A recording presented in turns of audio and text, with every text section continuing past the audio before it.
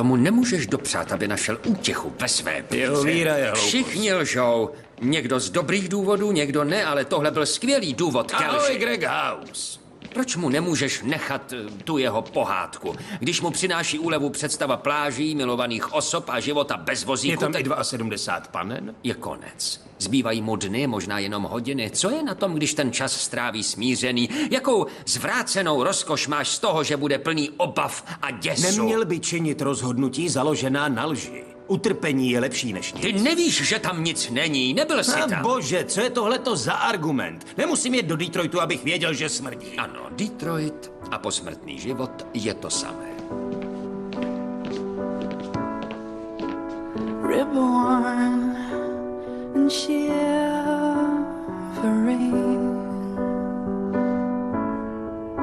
spat out on new terrain, unsure, unconvincing. This faint and shaky hour.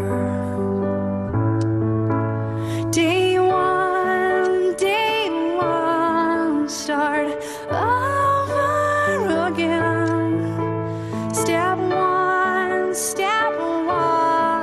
I'm barely making sense. For now I'm faking it till I'm pseudo making it from scratch begin again. But this time I not as sweet.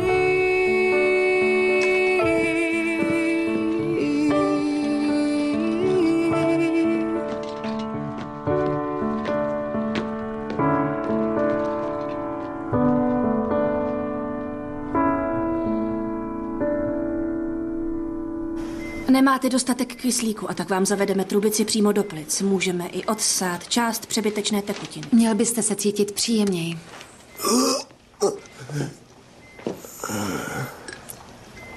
Tekutina stále odtéká. A je čirá. Při rakovině je v ní krev. Zavolej Hause. Zrovna mě schání.